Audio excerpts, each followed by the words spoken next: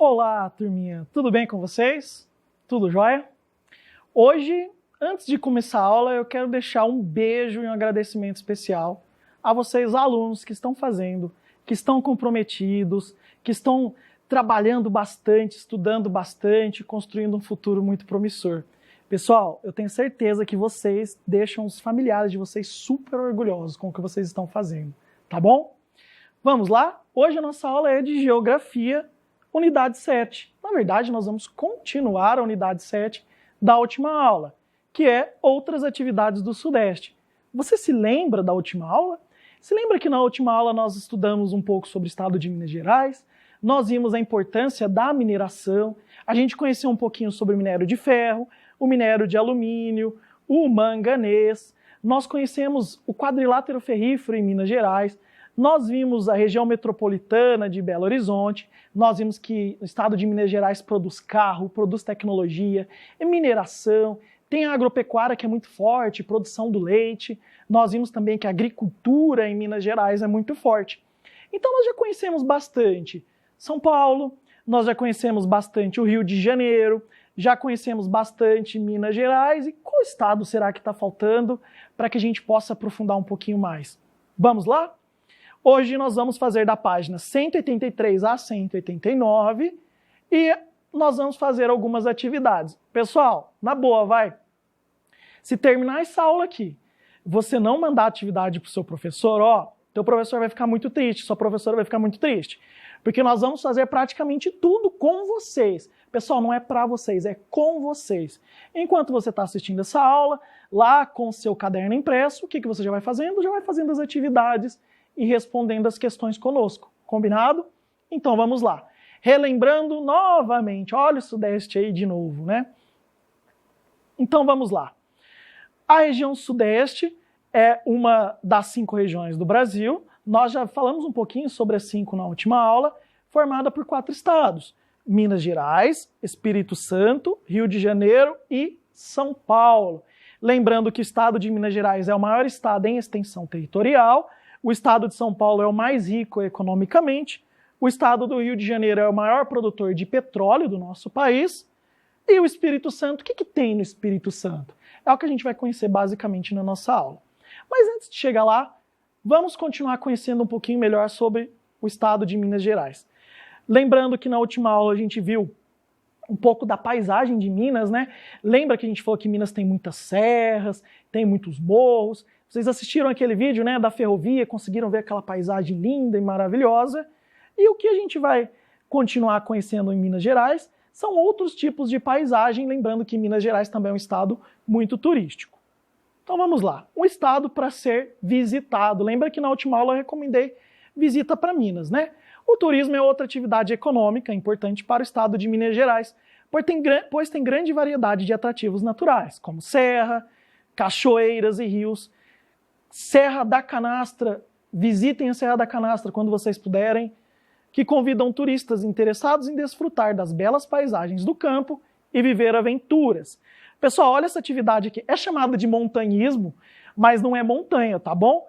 Olha aqui, no Pico das Agulhas Negras, no Parque Nacional de Itatiaia. Pessoal, uma curiosidade sobre o Pico das Agulhas Negras, tá? O Pico das Agulhas Negras, ele está entre os maiores altitudes do Brasil, os lugares mais elevados do Brasil. Porém, turma, o lugar mais alto do Pico das Agulhas Negras fica no Rio de Janeiro, tá? Não fica em Minas Gerais. Tem um pouco de Agulhas Negras, do pico, desse morro das Agulhas Negras, que é bem grande, no Rio de Janeiro, em São Paulo e em Minas. Na verdade, pessoal, ele fica ali na junção dos 3 estados, correto? É um lugar que no inverno pode fazer menos 20 graus lá em cima, então faz muito frio, tanto é que vocês estão vendo que o montanhista está com roupa de frio. Bom, outra coisa muito bonita para conhecer são as serras em Minas Gerais, né? Pessoal, olha aqui, cachoeira, tem muitas cachoeiras em Minas. Por que o professor fala da Serra da Canastra? Pessoal, porque a Serra da Canastra tem muitas cachoeiras como essa.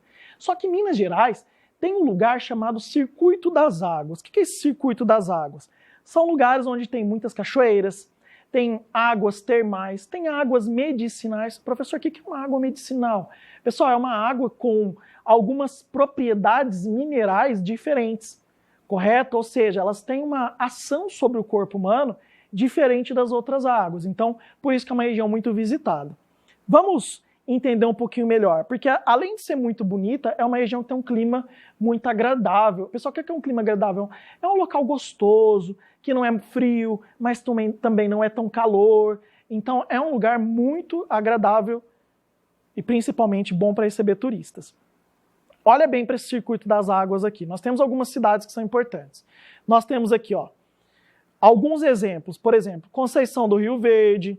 Nós temos Três Corações. Três Corações é a cidade que o Pelé nasceu. Nós temos aqui Lambari. Nós temos Soledade de Minas, São Lourenço. Todas as cidades aqui fazem parte do circuito das águas. Ou seja, pessoal, é um lugar que recebe muitos turistas em função das paisagens e da qualidade da água daquela região. Nós temos um outro exemplo que eu também fui conhecer, né, que são algumas cidades centenárias. O ano passado eu fiz uma viagem para Ouro Preto, Tiradentes e Mariana e fui conhecer isso aqui de perto. Isso aqui, pessoal, é lindo, é maravilhoso. Está muito preservado. A história desse lugar está muito preservada. Por quê? Porque o governo preserva. As igrejas, a igreja católica também ajuda na preservação. A Vale, que é lembra aquela grande empresa, ela também ajuda a preservar essa história. E os turistas, né, pessoal? Turista deixa dinheiro, ajuda a preservar a cidade. Isso aqui é no município de Tiradentes. Pessoal, Tiradentes é uma cidade que se desenvolveu em razão do ouro. E aí, se vocês observarem a parte histórica, ela tem uma característica cultural. Olha que interessante. Vocês podem olhar, vou contar uma pequena historinha para vocês. Quando vocês olham essa arquitetura aqui, e vocês observam o telhado, vocês vão perceber que tem uma telha, uma fileira de telha, duas fileiras de telhas e 3 fileiras de telhas. Pessoal, isso aqui eram casas de moradores da época. Mas sabe o que significava? Quanto mais eira e beira tivesse o telhado, mais posse tinha o dono da casa. Então é muito comum a gente ver casas com 1, 2 e 3. Geralmente casa que tinha uma ou que não tinha nenhuma eira e beira, já ouviram falar sem eira nem beira? Ah, é uma pessoa pobre, ela é uma pessoa sem eira nem beira. Ou seja, eles construíram as eiras e as beiras para mostrar riqueza. Então quanto mais tinha, mais dinheiro também tinha. É uma cidade muito bonita. Essa aqui é a cidade de Brumadinho. Pessoal, a parte de Brumadinho que não foi destruída na tragédia, né?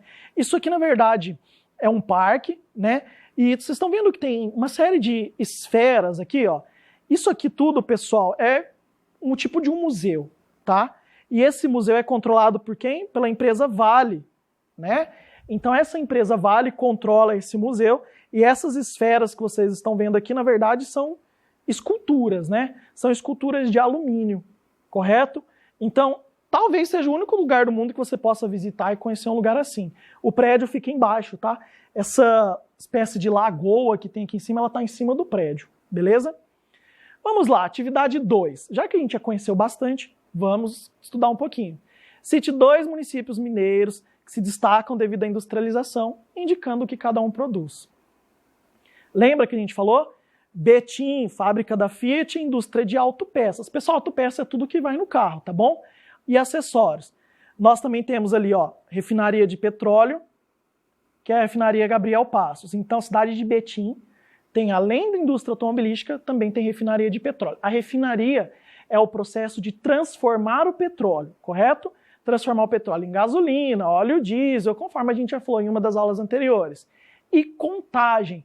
Turma, Contagem é a 3ª cidade mais rica e mais importante de Minas Gerais. Lá tem um parque industrial gigantesco, abarrotado de indústrias de ponta, de tecnologia, correto? Então nós temos 2 cidades, Betim e Contagem, cada um com suas características. 2.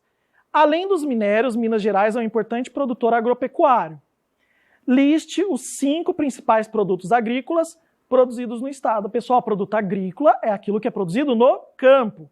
Então nós temos lá café, ainda hoje. Hoje, Minas Gerais é o maior produtor de café, não é mais São Paulo, viu? Hoje é Minas. Cana-de-açúcar, aonde não tem cana-de-açúcar no Brasil. A soja, que é um produto altamente empregado na indústria. Pessoal, ração de cachorro, por exemplo, a base é soja, tá? Milho e batata. De qual produto agrícola o estado é o maior produtor nacional, hoje Minas é o maior produtor de café. Então, aquela coisa de São Paulo produzindo café e tal, foi ultrapassada pelo estado de Minas Gerais. Qual a importância da produção de leite para Minas? Pessoal, pausa o vídeo e lembra da última aula. Lembra que Minas faz iogurte, queijo, requeijão, tudo derivados de leite? Então vamos lá, ó.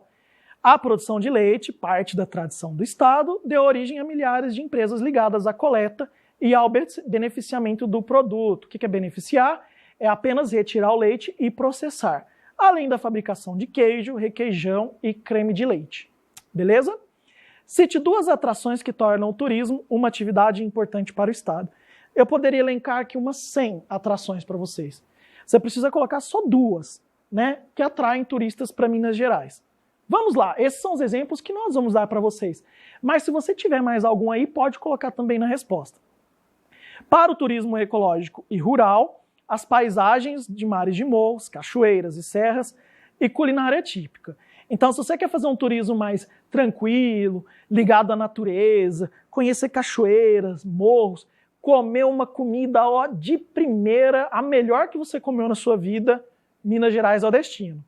Mas se você também quiser conhecer um pouco da história do Brasil, quiser conhecer um pouco da história da Igreja Católica, da colonização brasileira, quiser conhecer um pouco dos movimentos tradicionais que aconteceram no Brasil, da mineração, do período da escravidão no Brasil, Minas Gerais também tem cidades históricas.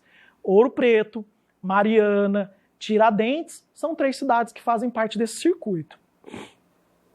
Bom, de Minas eu acho que tá ok, né? Agora vamos conhecer o estado do Espírito Santo.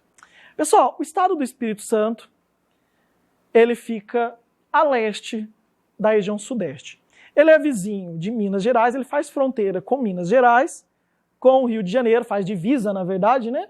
E com a Bahia. É um estado relativamente pequeno e tem um problema, não é problema, tem uma dificuldade física.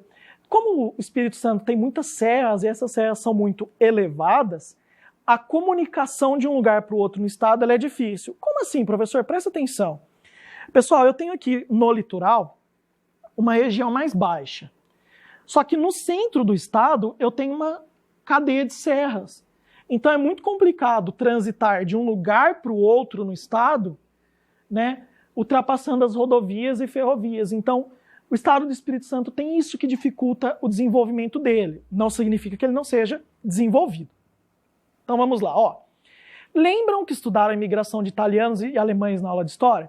Vocês lembram que os alemães, os italianos vieram para cá para trabalhar principalmente com o café?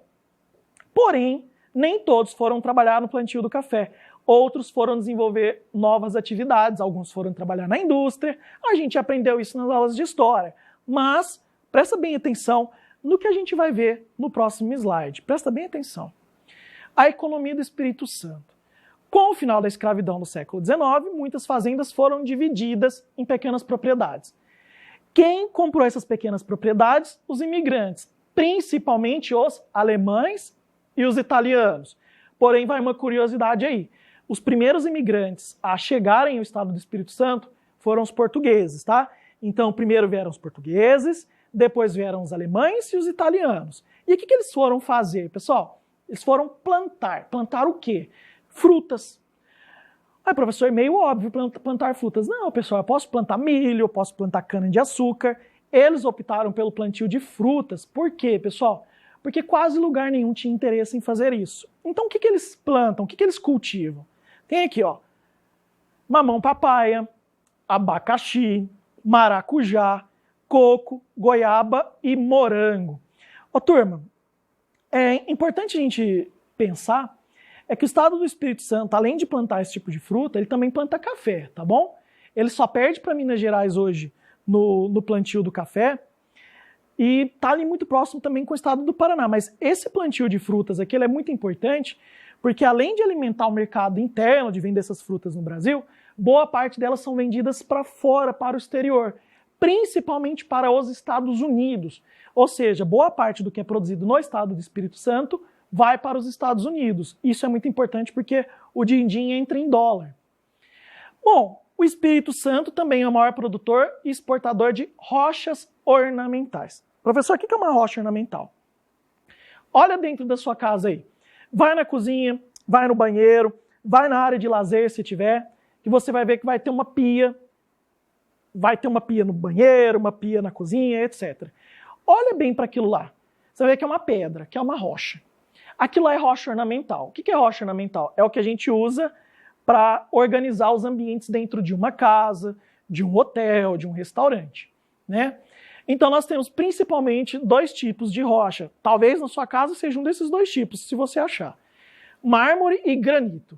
O mármore, pessoal, é o que você está vendo aqui no chão. O mármore, ele é mais homogêneo, você vê uma cor só, geralmente, você não vê várias cores. O granito, que provavelmente é essa que você tem na sua casa, é aquela rocha toda pintadinha.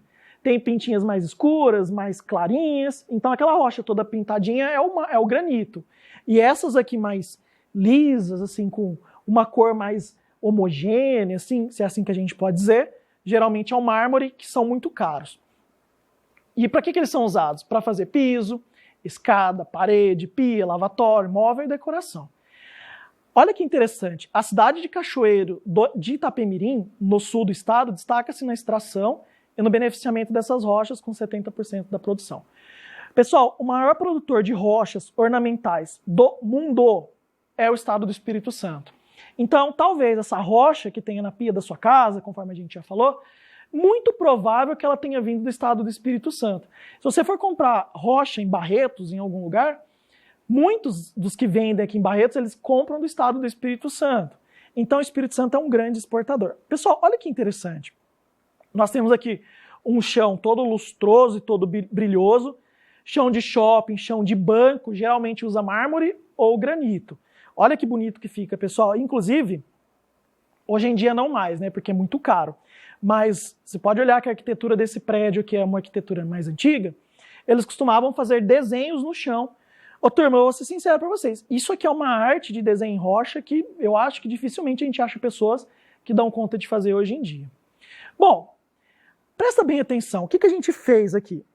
Na verdade, se você observar bem o restante da página, você vai ver que o mapa que aparece para você da 187 é um pouco diferente. Na verdade, é o mesmo mapa, tá bom? É esse mapa, só que a gente fez algumas alterações nele. Nós colocamos as cidades mais importantes do estado do Espírito Santo e a cidade que é a maior produtora de rochas ornamentais. Então, olha aqui. Nós temos aqui Vitória, Vila Velha, Cariacica, formando todas uma parte de uma região metropolitana de Vitória. Vitória é a capital do Espírito Santo. E uma cidade de Colatina, né? Tem até um prefeito aí que é meio popstar, que é dessa cidade aí de Colatina. E aqui nós temos Cachoeiro de Itapemirim, que é o maior produtor de rochas ornamentais do Brasil. Então, olha que interessante, nós temos aqui, além das indústrias, as indústrias são outra atividade econômica do Espírito Santo. Além de Vitória, que é a capital, conforme eu já falei, tem cidades importantes, como Cachoeiro de Itapemirim, Colatina, Cariacica e Vila Velha. Então foi por isso que a gente já preencheu o mapa para que você possa entender um pouquinho melhor. Móveis, vestuários, carnes e produtos siderúrgicos são produzidos no estado, que também é o segundo maior produtor de petróleo e gás. Pessoal, olha quanta coisa. Então lá tem indústria, tem extração de rochas, tem petróleo, tem gás natural e também tem indústrias de alfaiataria. Alfaiataria, pessoal, é de roupa, correto? Então é um estado também muito importante. Um fator de crescimento para a economia do Espírito Santo é a localização geográfica privilegiada. Turma, presta bem atenção, ó. O que é esse privilégio de localização? Minas Gerais não tem mar, tá? Minas Gerais não tem mar. Então, para Minas Gerais exportar o minério, ele precisa atravessar o estado do Espírito Santo. Então, o Espírito Santo tem uma vantagem em relação a isso. Nós temos também aqui, ó, vizinho do Rio de Janeiro, saída para o mar, portos. Pessoal, isso tudo contribui com o desenvolvimento do estado. Agora, olha que interessante.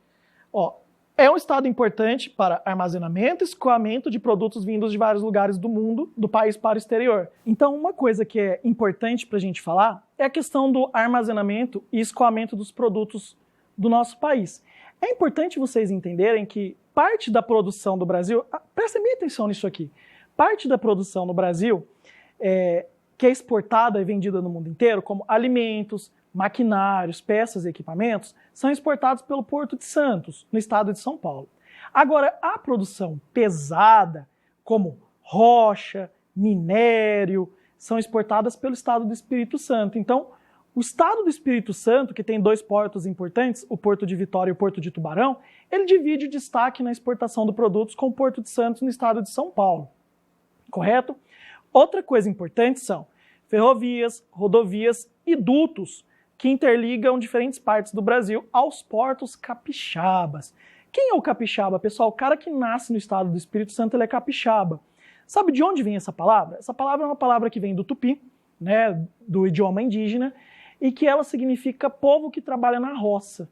Então, como o estado do Espírito Santo se desenvolveu com base na agricultura, os imigrantes foram apelidados pelo restante do Brasil, aqueles que foram trabalhar na roça, como capixaba, porque quem fazia antes disso eram os índios, então os índios que faziam roçado. E aí quando o imigrante chega e vai fazer a mesma coisa que o índio, as pessoas falam, você também é capixaba, tá? A capital Vitória é uma das 3 ilhas capitais do país. Quais são as outras 2? Vitória é uma, Florianópolis é outra, e a terceira é São Luís no Maranhão, né? E possui 2 grandes portos. Pessoal, é interessante a gente ver porque os 2 portos, eles estão relativamente próximos. Olha bem para essa imagem aqui. Eu tenho aqui, ó, o Porto de Vitória e o Porto de Tubarão. Isso aqui tudo, ó, forma tipo de uma baía. Então nós temos 2 baías. A Baía de Vitória, onde tem o porto, e o Porto de Tubarão. Olha bem para essa imagem.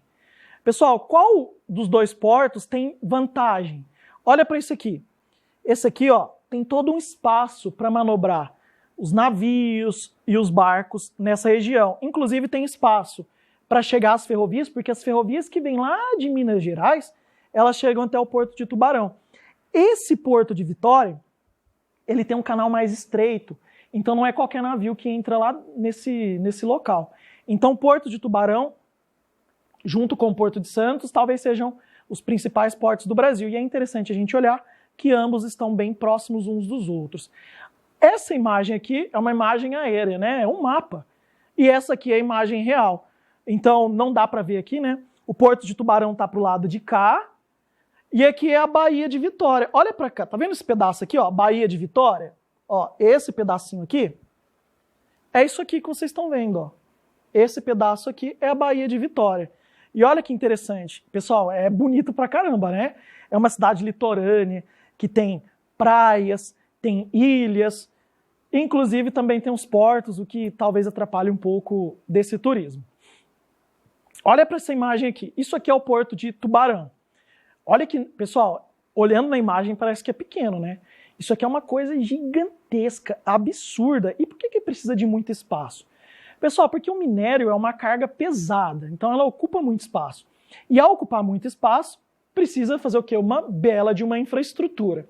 Então o que acontece? Tudo aquilo que é produzido pela antiga Vale do Rio Doce, que hoje é Vale, é levado até o estado do Espírito Santo. Vem lá do quadrilátero ferrífero até o Porto de Tubarão, né? E aqui é levado para o mundo inteiro. E olha que interessante, ó, fábricas transformam em pequenos pedaços os pellets que facilitam a comercialização. Como é que é isso, pessoal? Presta atenção. Quando você retira o minério de ferro, você faz a pelota de ferro. O que é a pelota? Você passa por um pré-tratamento e aí o minério de ferro ele vai ficar em pequenos pedaços, em pequenas pelotas.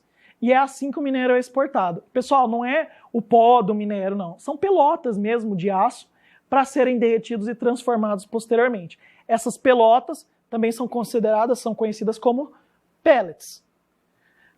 Atividade 3. Qual a importância da agricultura para o estado do Espírito Santo? Bom, então a gente viu que a agricultura foi iniciada pelos imigrantes e eles produzem frutas. A agricultura é muito importante para 80% dos municípios do estado. Então, pessoal, 8 de cada 10 municípios do Espírito Santo depende muito da agricultura. As pequenas propriedades existentes desde a chegada dos imigrantes geram emprego e renda, abastecem o estado e o Brasil, né, com frutas, café e madeira. Ou seja, tudo aquilo que é produzido no campo é importante para a economia do Brasil e para a economia do estado. Agora presta bem atenção nessa atividade. Mais uma vez, com o auxílio do seu Atlas, não precisa do Atlas. Faça o que se pede no mapa. Presta atenção. Que mapa? Da página 187. Então a gente vai ter que fazer. Nomear as principais cidades industriais do estado. Localizar a principal cidade produtora de rochas ornamentais. Fazer uma legenda. Será que a gente já não fez isso? Eu vou voltar. Olha a atividade feita aqui. Então você vai pegar o seu mapa lá da página 187, correto? E vai fazer isso aqui. Então aquela atividade lá da frente, nós já fizemos aqui atrás. O que é para fazer? Nomear as principais cidades. Tá aqui, ó. Colatina, Cariacica, Vitória e Vila Velha. Já nomeamos. Nomear a principal cidade produtora de rochas ornamentais. Já nomeamos. Cachoeiro do Itapemirim. Então essa atividade aqui, ó, já está feita, que é a atividade 2. É só lá na página 187 e fazê-la. 3. Quais são as outras 2 ilhas capitais do Brasil? Escreva seus nomes e os estados que pertencem. Eu acho que eu já dei spoiler, hein? Relembrando aqui o mapa, que você vai voltar lá para fazer. Quais são as outras 2 ilhas? Florianópolis, no estado de Santa Catarina, e São Luís, que é a capital do Maranhão. Poxa vida, o professor já tinha respondido antes. Pessoal, nós já estamos ajudando vocês a fazerem. O que você vai precisar simplesmente fazer? Assistir a aula, ler o conteúdo e transcrever para a sua apostila antes de mandar para o professor. Beleza? 4. O estado do Espírito Santo é o segundo produtor brasileiro de petróleo e gás. Qual é o primeiro estado produtor? Lembra lá no comecinho da aula? Qual é o maior estado produtor de petróleo e gás? Rio de Janeiro. Rio de Janeiro é o maior produtor de petróleo e gás, seguido diretamente do estado do Espírito Santo. Aí você vai falar assim, professor, para que esse monte de linha, né? Se a resposta é curtinha. Pessoal, é para você ter espaço para escrever bastante aí. Mas a resposta é Rio de Janeiro. Terminamos a aula? Calma que ainda não. Hora da tarefa. 3. Percebam que essa atividade é para a gente fazer mais a construção de um mapa? Professor, por que a gente tem que ficar colorindo, pintando, riscando, rabiscando? Pessoal, porque é assim que você consegue memorizar e aprender onde é um lugar, onde é o outro. Ou seja, é observando, é olhando, correto? Então vamos lá. Escreva a sigla dos estados no mapa. Escreva o nome das capitais do estado. Ó, eu estou memorizando aqui tudo na minha cabeça. Ó, sigla do estado, nome da capital. Escrever o nome do oceano, qual é o oceano que banha o Brasil. Passe um traço azul sobre o Rio Doce e nomeie. Aí o item E fala assim, com auxílio do Atlas, nomeie as cidades do quadrilátero ferrífero e do estado do Espírito Santo, que estão destacadas no mapa. Pessoal, mais uma vez, não precisa do Atlas, porque você tem isso na sua página 192. Então você vai lá na página 192 e vai fazer tudo o que ele está pedindo. Vamos lá? Vamos ver o que a atividade pediu? Primeira coisa, colocar o nome dos estados e suas siglas. Na verdade, das capitais e suas siglas. Belo Horizonte, Minas Gerais. Vitória, Espírito Santo. Rio de Janeiro. São Paulo e São Paulo. Então nós já nomeamos as capitais dos estados. Segunda parte, fazer um risco sobre o Rio Doce. Eu acho que você já fez isso umas 2 ou 3 vezes, hein? O que está na cor azul aqui é o Rio Doce, tá? Depois ele pede para você passar um traço vermelho sobre as ferrovias que vêm do quadrilátero ferrífero até o porto do Espírito Santo, o porto de Tubarão. Tá aqui, ó, as ferrovias que vão até o porto de Tubarão. Pessoal, aqui onde termina a ferrovia é o porto de Tubarão, tá bom? E aí ele pede para a gente nomear as cidades do quadrilátero ferrífero. Tá aqui, Nova Lima, Santa Bárbara, Congonhas e Mariana. Ficou tranquilo, né? E o que era para fazer também? Colocar o nome do oceano e colorir de azul. Professor, ficou fácil, hein? Ficou muito fácil, vai. 4. Passe um traço vermelho sobre a linha que representa a estrada de ferro, que é o que nós já fizemos aqui. Então, para a gente passar uma linha sobre a estrada de ferro. Só que aí tem uma perguntinha a mais. Olha aqui, qual a importância econômica para o estado de Minas Gerais e do Espírito Santo? Por que aquela ferrovia é importante para Minas e para o Espírito Santo? Vamos lá, ó. Minas Gerais produz minérios, mas não tem litoral, já que Minas não tem mar, o Espírito Santo tem. nem porto marítimo para escoar a produção para o exterior. Professor, por que não exporta por avião? Pessoal, vocês já imaginaram?